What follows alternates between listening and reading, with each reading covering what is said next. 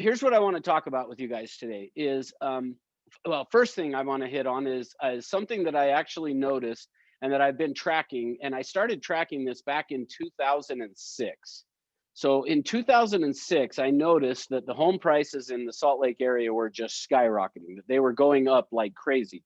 And as part of noticing that that's what was happening with the market, I had decided, well, I'm going to start tracking the market so that the next time this happens, meaning that there was a huge run up in prices, that I would be prepared and know about it so that when it happened, I could buy a bunch of properties and take advantage of that run up.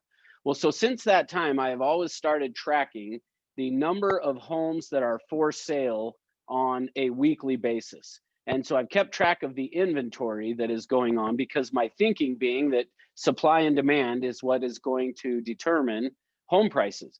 As the supply goes down, obviously the demand goes up, which means the prices would go up. Well, so I started tracking that in 2006. At that time in Salt Lake County, there were 3,000 homes for sale. Well, with 3,000 homes for sale, the home prices were going up like crazy, as many of you will remember from 2006. Well, then 2008 happened, 2009, 2010, all of a sudden what I noticed is that the inventory went from 3,000 homes in Salt Lake County for sale up to almost 9,000. We hit the highest we got to was 8,800 homes for sale. Well, since that time, it has just steadily declined. And I remember even last year looking at the inventory and seeing that there was about 2,000 homes for sale in Salt Lake County and thinking, wow, this is crazy.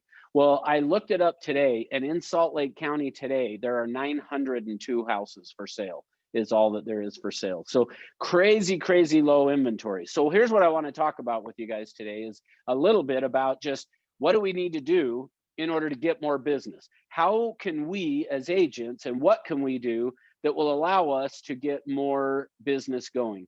And what I want to share with you is an experience and how I learned this. So I want to share with you the idea behind the buyer cycle and the seller cycle, meaning the process that people will go through before they make the decision to either sell their home or to purchase a new home. And where I learned this actually is I actually learned about this process at about the same time that I ended up selling a home and moving into a new home. And so as I learned this process that I'm going to share with you guys today, I actually didn't think of it during the time that I was purchasing a new home and selling my home. But not long after that, I was teaching this to somebody and it hit me of how I went through the process. And so I'm going to share the process with you, but I want to share it with you from the standpoint of how I personally went through this. And so how I saw what took place to where it has helped me in terms of understanding what goes on in terms of our clients, our buyers, and our sellers. So here's what happened is I had gotten my license back in 1996 is when I started selling real estate. And after that had happened, it took me a good 2 years to get my business up and running. Like, meaning at about 18 months into it, even my wife, I had one particular deal that my wife said, if this deal does not close, you have to go get a real job. And so thankfully, you can tell it closed. Now, here's the other side note to that has nothing to do with what we're talking about, but since I brought it up, is the interesting thing with that is of all the transactions I have done, I have never once had a title insurance issue where title insurance had to kick in and pay for something. But that particular deal that my wife had said, if it doesn't close, you got to go get a real job. On that deal, it closed. And looking back on it, it should not have closed. Meaning, if the title company had done their job right, they would have found a lien on that property that would have stopped the property from selling. But there must have been some divine intervention so I could be here teaching you this today, because it ended up closing. And I don't know why or how that it did, but it did. And then the title company ended up having to pay out $25,000 later on because they had messed up on something and missed a lien that was on the property. All right, so here's what happened is as I got my business up and running though, and I used the strategy that I've talked to you guys a lot about of set one new appointment every single day. When I just would focus on that and say, I will not go home until I set an appointment, then the business took off. And it was right after that deal closed that everything just really took off for me. Well, in the process of that, the neighborhood that I lived in, I had a friend that I had gone to high school with that we ended up living in the same neighborhood. Wasn't planned that way. Just one day ran into him and was like, "What are you doing here?" And he's like, "I just live over here." Well, we were talking one day and he was like, "Man, it seems like real estate is going really well for you." Now, for me at that time, what I had done as well is I had really worked my neighborhood in terms of, as an SOI, I was really working that neighborhood of following up with people. And a lot of them, we had built these homes as starter homes, and they were getting finished with school, getting new jobs, moving on to bigger and better things. And so they would end up selling their home and they would end up using me because I had stayed in touch with them. Well, I'm talking to this friend that I went to high school with, and he says to me one day, "So, hey, so when are you going to be moving?" And I was like, "What?" Like, it caught me totally off guard because it had not even entered my mind at the time that I might move. And he said, "Yeah, well, it seems like real estate's going well for you. I just assumed you'd probably move into a bigger house." And I was like, "No, I have no plans of moving." Now, I didn't say this to him, but in my mind, I was thinking, why would I ever do that?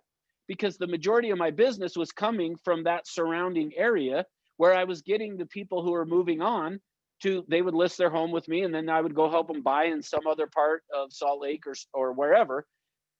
And I was like, why would I ever do that? Because I knew I probably would not end up doing as many transactions there if I didn't live there. Now, looking back, that wouldn't necessarily have to be the case, but that was my mindset at the time. Well, as he said that to me, what ended up happening then is, not long after that, I am driving, and you guys that are familiar with Salt Lake County, I lived out in Kearns, which is on the west side of the valley, for those that aren't aware of Salt Lake.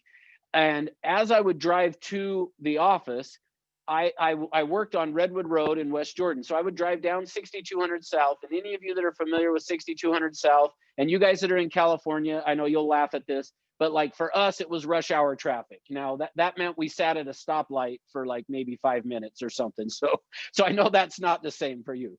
But I remember thinking to myself not long after that. So after this guy had said to me, "When are you going to move?" And I said, "I'm never planning to move." I'm driving down there and I'm sitting at this stoplight waiting for it to turn, which felt like I was in rush hour traffic. And I remembered having this thought: if I ever move, it will be east of Bangerter Highway, because I just thought, I hate, once you would get past Bangerter Highway, the traffic would free up. So I was like, I will move east of Bangerter Highway if I ever move. Now, that was the extent of my thought at that time.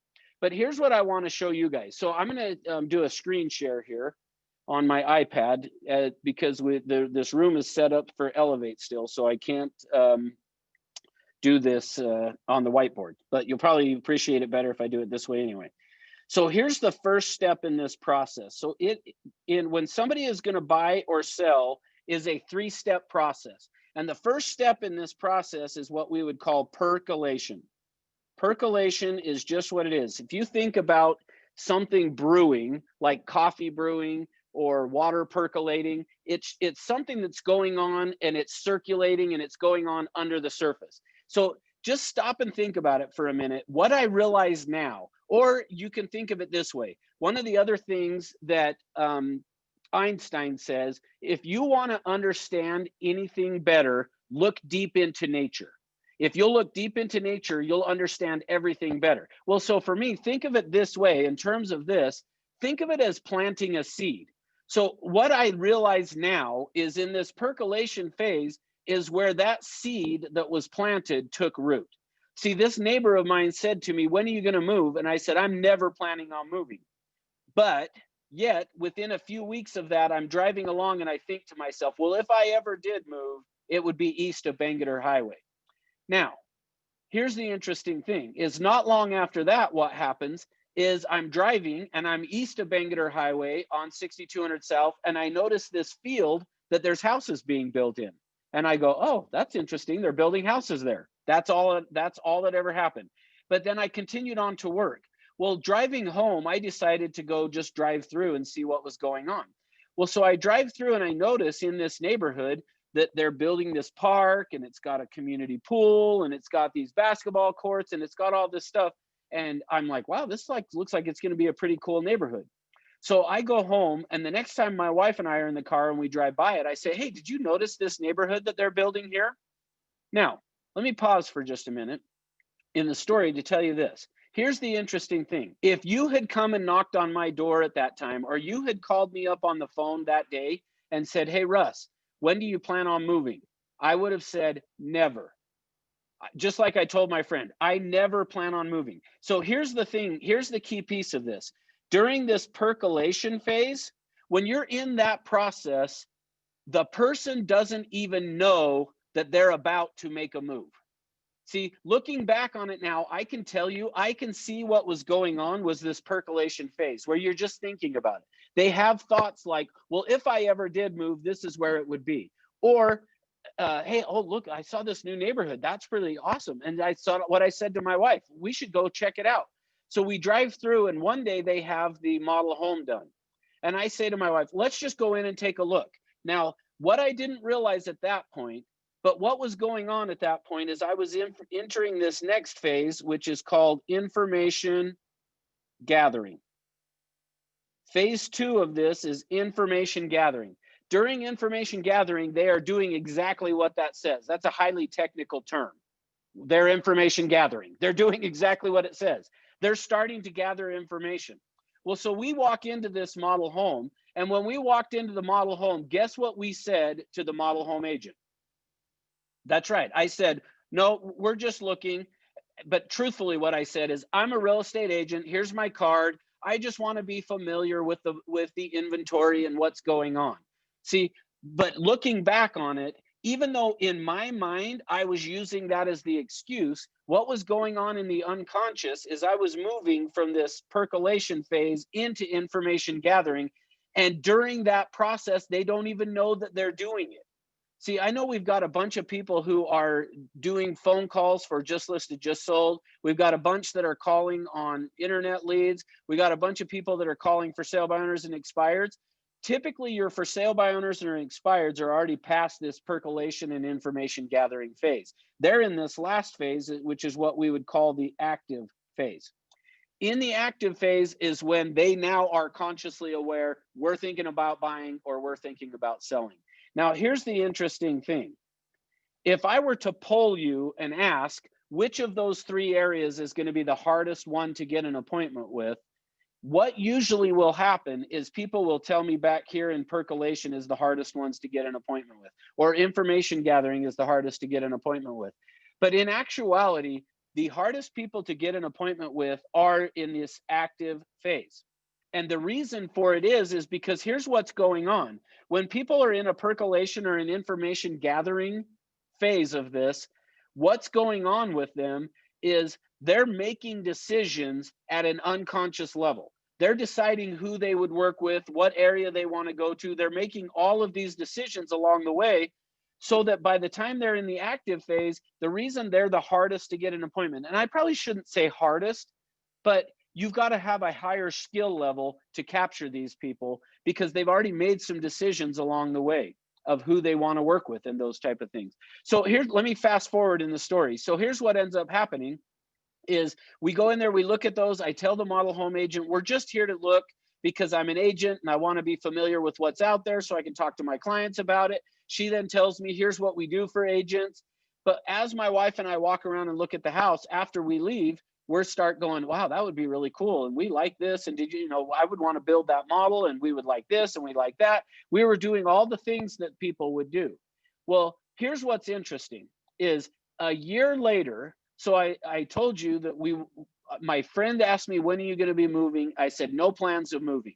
Within a year of that taking place, my home had been on the market, was under contract, sold, and I was having that new home built and actually had moved in even within that year. So the reason I tell you all of this is because I want to make sure that you guys understand this process. And here's the other side of it. When you are prospecting and you talk to people and you ask them, hey, if you ever were to move, where would you go next? What I want you to realize is to some extent, you may be actually planting that seed that then for them, similar to what happened to me when my friend asked me, when are you going to move? And I said, no plans, no plans of ever moving. Yet, I think he actually planted the seed that then took root, that then caused us to go out and move and buy a new home within a year. So just keep in mind as you're doing that, as you come across people, that you want to add them to your sphere of influence. You know, Brenda Lee Jones talked about yesterday that she has 2,300 people and that she's going to try to increase that number of people in her sphere of influence. Well, part of what you want to do is as you talk to these people, you think of it this way. You have two objectives on a phone call. When you make a phone call, I'm going to take this down, so I hope that's okay with you guys. When you make a phone call and you are calling somebody up on the phone, you have a primary objective and a secondary objective. Your primary objective on every phone call you make needs to be to set an appointment. But in the event you can't set an appointment, then your secondary objective should be, I'm going to add these people to my SOI.